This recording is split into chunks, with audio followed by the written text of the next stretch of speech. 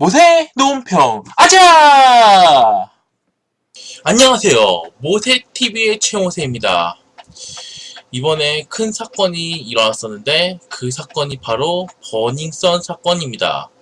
근데 그 버닝썬 사건은 일어난 지 좀 한참이나 된 사건인데 제가 이걸 지금 다뤄왔고 영상에 올린 이유가 제가 저 버닝썬 그거 편집 다 한 다음에 영상으로 뭐 편집해서 또 자체 자막 만들어서 영상에다가 올리려고 했는데 제가 여러 가지 일로 바빠가지고 그 모세 논평 25회를 제가 올리지를 못했어요.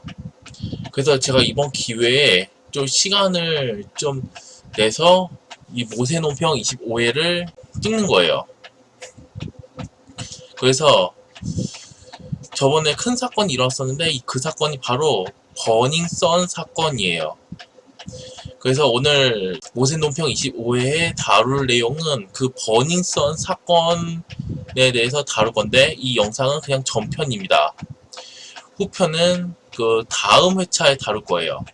정확히 말하자면 클럽 버닝썬 폭행 사건이라고 불리는데 그 사건의 개요는 2018년 11월 24일에 빅뱅의 멤버 승리가 운영하는 강남 일렉트로니카 클럽인 버닝썬에서 손님이 김상기와 클럽 이사와 보안 요원들에게 집단 폭행당해 늑골이 부러지는 등 상해를 입었습니다. 이후 신고를 받고 출동한 경찰에게 추가적인 폭행을 당했다는 김씨의 주장과 전면 부인 및 쌍방 폭행이었다고 하는 경찰, 폭행을 인정하나 김씨의 범죄로부터 시작됐다는 클럽 측의 3자 공방이 벌어지고 있는 사건이었습니다. 버닝썬에 대한 기사를 보겠습니다. 그리고 이 버닝썬 사건이 상당히 작년 2018년 11월 24일 작년이죠. 작년에 일어난 사건인데 제가 여기서 버닝썬 사건을 다룬다는 건 뭐 뒷북으로 보일 수 있겠지만 제가 일이 너무 바빠가지고 영상 업로드를 잘 못해가지고 버닝썬 사건을 지금 다룬 겁니다. 왜냐하면 버닝썬 사건이 큰 사건이기 때문에 뭐 여기선 안 다룰래야 안 다룰 수가 없어요. 그리고 저희 모세TV에서는 그 현재 일어난 일뿐만 아니라 뭐 과거에 일어났었던 거, 예를 들어서 뭐 역사나 과거에 일어났던 사건도 다룰 겁니다. 자, 그럼 버닝썬에 대한 기사를 보겠습니다. 여당 버닝썬 사태 1호 구속 정준영 승리 첫 혐의 인정. 이제 정준영과 승리의 첫 혐의가 인정됐습니다. 불법 동영상을 촬영하고 유포한 혐의를 받고 있는 정준영 씨가 구속됐습니다. 범죄 혐의가 소명되고 증거인멸 우려가 있다고 본 것인데요. 같은 혐의를 받고 있는 클럽 버닝썬 직원도 함께 구속돼 관련한 경찰 수사가 속도를 낼 것으로 보입니다. 이러한 가운데 승리 씨는 자신이 운영하던 클럽에 불법이라는 것을 알고 있었다며 처음으로 혐의를 인정했습니다. 오늘 22일 최반장 발제에서 관련 소식들을 짚어보겠습니다. 정준영 씨의 구속 영장은 심사 시작 10시간 만에 발부됐습니다. 모든 혐의를 인정한다고 밝힌 만큼 구속 여부의 쟁점은 증거인멸 가능성이었는데요. 법원은 혐의가 소명되고 증거인멸 우려도 있다고 봤습니다. 3년 전 같은 혐의로 수사받을 당시 거짓말을 한 점, 성폭력 사건 특성상 피해자들에게 연락을 회유할 수 있다는 점 등을 종합적으로 고려한 것입니다. 이런 종로 경찰서 유치장에 수감된 정 씨는 최장 10일 동안 5분 거리에 서울청 광역수사대를 오가며 조사를 받게 됩니다. 이후 검찰로 송치되고 추가 구속 수사가 필요하다고 판단하면 최장 20일 동안 구속 수사를 받은지 재판에 넘길지 여부를 결정하게 됩니다. 맞다. 그리고 정준영 같은 경우에는 그 정준영이 미국에서 또 촬영을 하다가 또 정준영 혐의가 막 밝혀져가지고 결국 미국에서 촬영 중에 한국으로 그 긴급 귀국을 해가지고 결국은 정준영이 검찰 조사를 받게 됐지. 그래서 정준영은 지금 출국 금지가 됐어. 2020년 오디션 프로그램 슈퍼스타 K4 톱3에 들어 데뷔한 정 씨는 음반 활동은 물론 다양한 예능에 출연하며 인기를 얻었습니다. 2016년 첫 번째 불법 촬영 사건이 무혐의 처리를 받으며 일종의 위기를 넘겼지만 이번엔 피하지 못했습니다. 슈퍼스타로 화려하게 데뷔했지만 이번 사태 관련 1호 구속 연예인이라는 불명예와 함께 추락했습니다. 승리도 이제 인기가 추락해버렸지. 뭐 버닝썬 사태 때문에 뭐 버닝썬에서도 마약 제조 막 이런 논란이 일어가지고 승리도 이미지 완전 깎였습니다.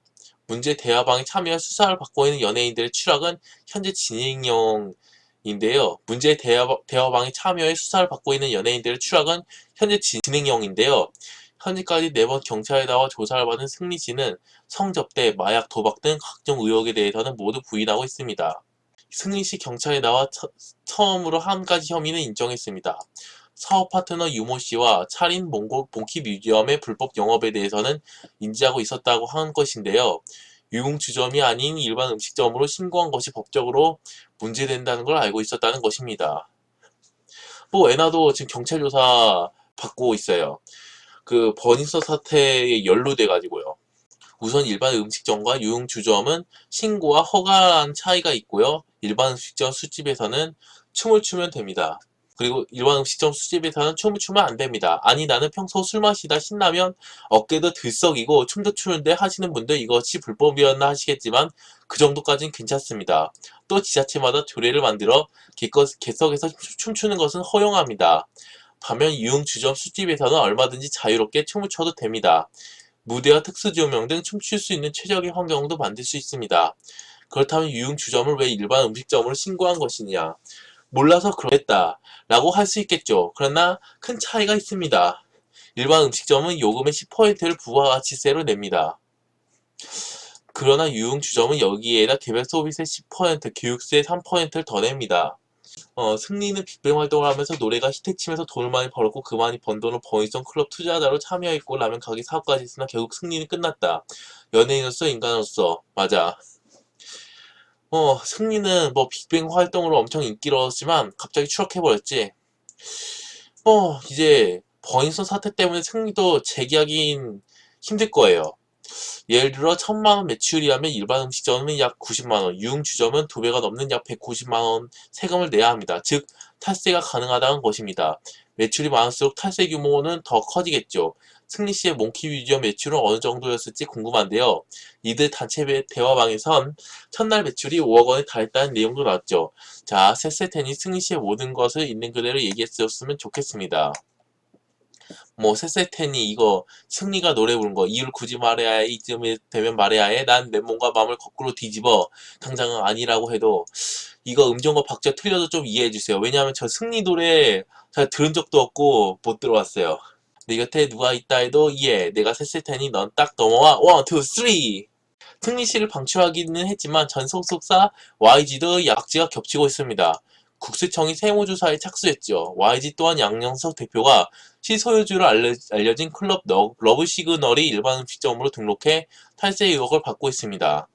소속 연예인들의 해외 공연 수익을 적게 신고하고 해외로 재산을 빼돌리는 등 여기 탈세를 했을 가능성에 대해서도 국세청이 들여다보고 있는 것으로 전해지고 있습니다. 오늘 YG 주주총회가 열렸는데요. 일단 주주들은 양민석 대표이사를 재선임했습니다. 양 대표는 국세청 조사에 대해선 성실히 받겠다면서도 논란의 사안에 대해서는 말을 아꼈습니다. 양민석 대표이사의 말이죠. 저희는 현재 본 사안에 대해서 매우 엄정하게 생각하고 있습니다. 저희는 조사에 성실히 임할 것입니다. 세무조사가 지금 해외 사업도 겨냥하고 있는데 어떻게 생각하세요? 지금 조사 중인 상황이라 제가 지금 추가적으로 말씀사항은 없습니다. 국민연금도 손실봤다는 얘기도 있던데 그 부분 역시도 승리 버닝썬 사태에 대해서는 어떻게? 그 부분도 현재 조사 진행 중인 내용이라 소속 가수 관린 부실 인정합니까? 저희들이 추후에 입장을 다시 밝혀드리겠습니다. 승리가 소속되어 있는 그 소속사와의 계약은 이미 종료됐습니다. 그리고 문제의 대방에 있던 또 한 명의 연예인 최종훈 씨 소속사와는 더 이상 신뢰관계를 이어갈 수 없다며 방출했습니다.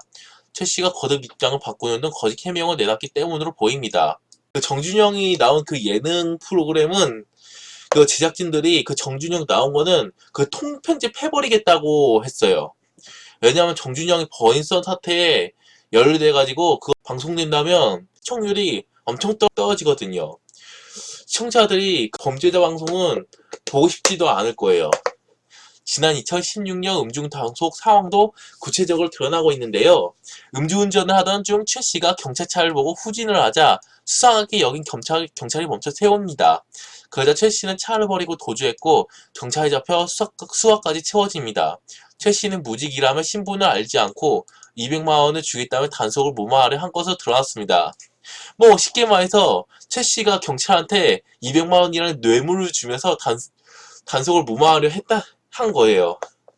이후 최 씨는 벌금 처분만 받았을 뿐 뇌물 공여 혐의는 적용되지 않았습니다. 게다가 통상 유명인이 음주운전에 적발되면 서울경찰청에 보고하지만 이 또한 이루어지지 않았는데요. 경찰은 이 과정에서 경찰 유착가 없었는지에 대해 집중 조사하고 있습니다. 벌써 정리하겠습니다. 라고 나와있네요. 아 맞다. 그리고 또 정준영하고도 다른 사람이 한 그 카톡 내용도 또 공개됐어요.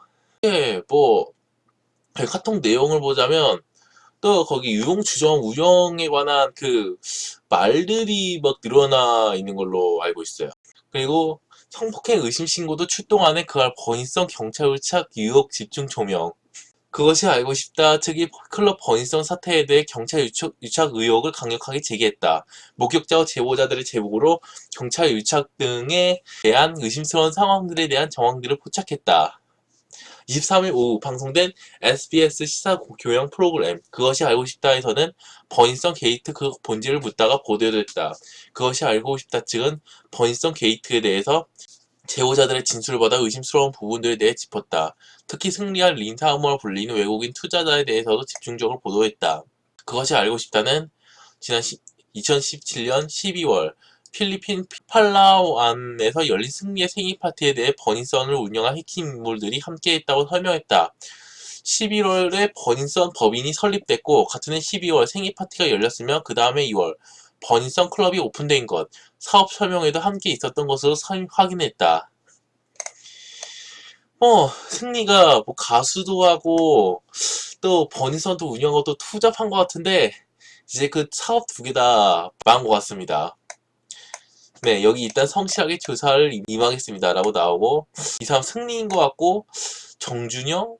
국민 여러분께 심려 끝이라 너무 죄송하고 그리고 이분 누구였지? 모르겠고 여러 끼가 좀 있을게 도와주신 국민 여러분께 먼저 감사드린다고 말씀드리고 싶습니다. 그것이 알고 싶다는 버닝썬과 경찰 유착 의혹에 대해서 의문을 제기했다. 버닝썬 사태를 촉발시킨 김상교 씨의 인터뷰를 진행. 김상교 씨는 폭행을 당했다고 주장한 사람은 저고 신고한 사람도 저다. 그런데 저만 체포했다.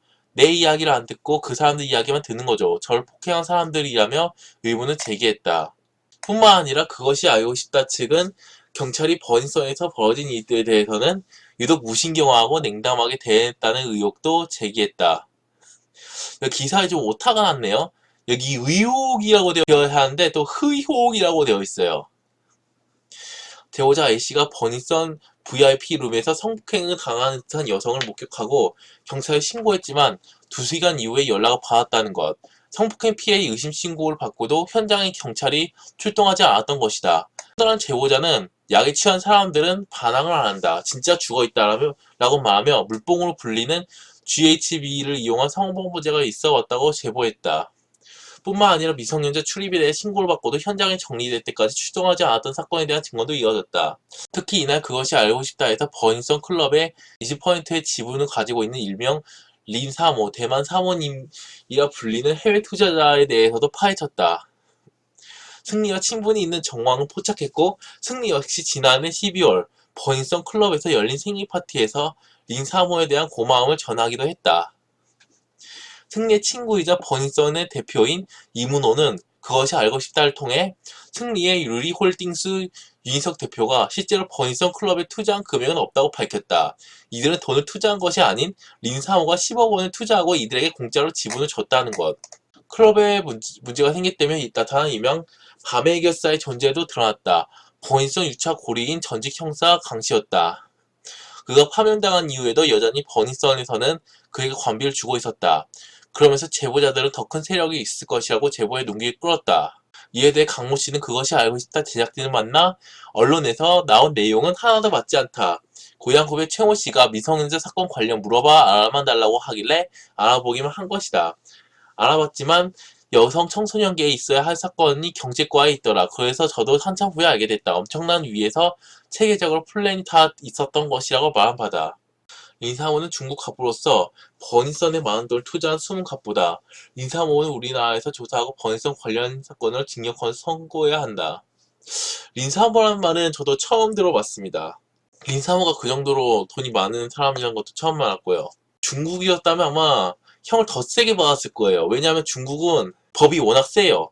여기가 중국이었었다면 승리는 아마 사형이 처해져 있을 겁니다. 중국에는 또 마약을 가지고 있으면 사형당해요. 결국 그것이 알고 싶다 측은 승리와 정준영 등 이른바 몽키뮤지엄 사단과 경찰의 유착에 대해 더 짙어진 의혹을 제기했다. 경찰 수사가 올바른 방향으로 진행되고 있지 않다는 의심도 있었다. 정준영이 휴대전화 단체 대박 내용이 공개된 이후에 수사 방향을 문제 삼은 것, 특히 경찰이 정준영의 집보다 포렌식 업체를 먼저 압수수색한 점에 대해 의문을 제기했다. 김지미 변호사는 정준영의 집을 먼저 압수수색하지 않고 포렌식 업체를 압수수색한 것이 이상하다. 검찰이 가지고 있는 때 굳이 압수수색을 한 것은 제보자를 색출하려고 한 것이 아닌가라고 의견을 밝혔다.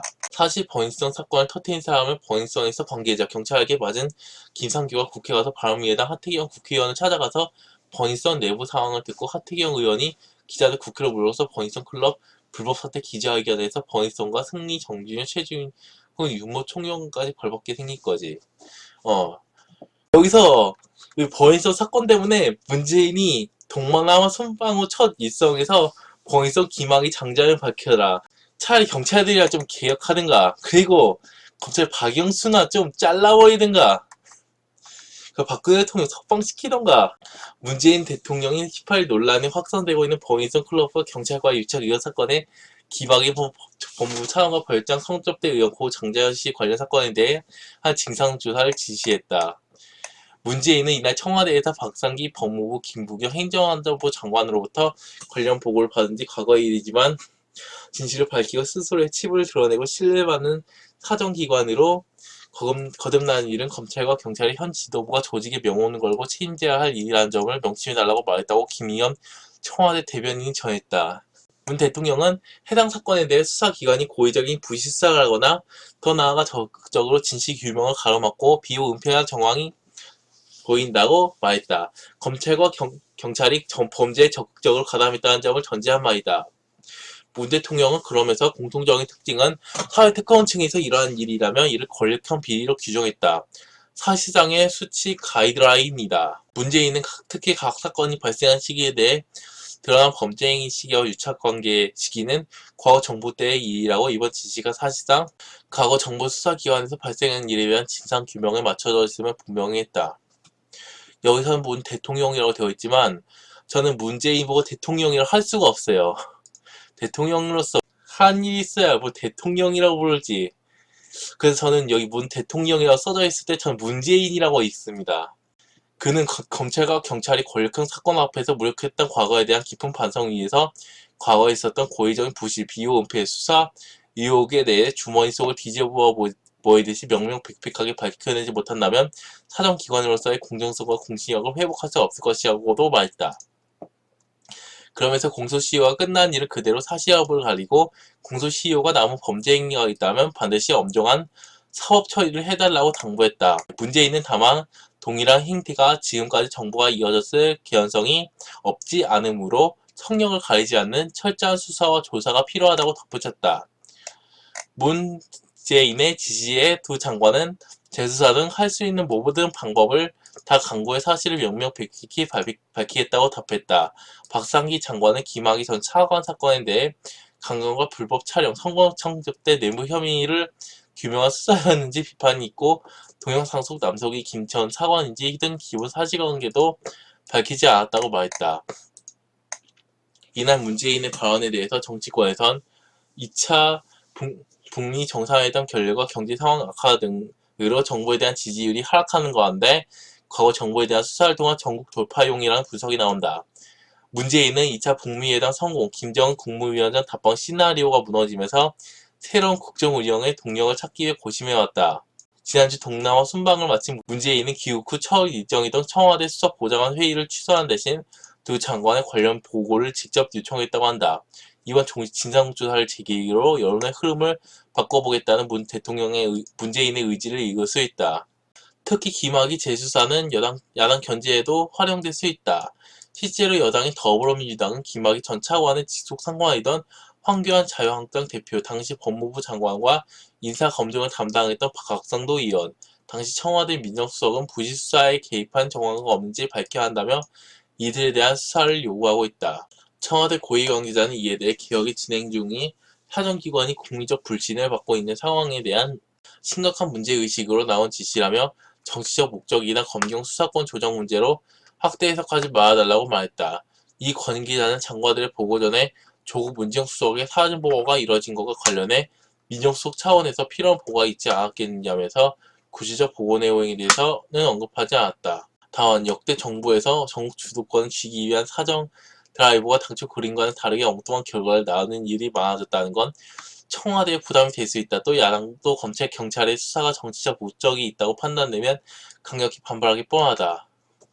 한국당 관계자는 국정 운영은 검경 수사에 의존한다는 자체가 청와대에 위기하는 반증이라고 주장했다. 버닝썬 폭행 사건으로 인해 버닝썬 폭행 사건뿐만 아니라 연예인 마약과 원전 성매매 그리고 경찰과의 공조 사건 등이 드러났습니다. 버닝썬이 그 윤 총경하고 또 공조했다는 얘기가 있어요. 그래서 그 폭행 피해자가 경찰들한테 추가적인 피해를 당한 거죠.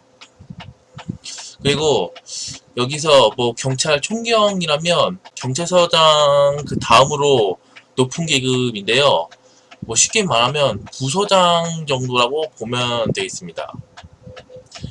버닝썬 사건이 워낙 길어서 버닝썬에 대해 다룬 기사는 이것뿐만이 아닙니다. 버닝썬에 대한 기사는 다음 회차 이어서 다루겠습니다. 다음 회차에는 버닝썬의 그 승리와의 인터뷰를 다룬 것을 제가 다룰 건데요. 즉 그게 버닝썬 사건 후편에서 다루게 될 겁니다. 승리는 빅뱅의 멤버인데 또 버닝썬을 운영하긴 했지만 승리 말로는 자기는 버닝썬의 얼굴 마담이라고 했어요. 거기에 대한 자세한 이야기는 그 다음 회차인 그 버닝썬 사건 후편에서 다루도록 하겠습니다. 그래서 이번 모세 노평은 여기서 마치겠습니다. 시청해주신 여러분 감사합니다. 구독과 좋아요는 저의 힘입니다. 으쌰!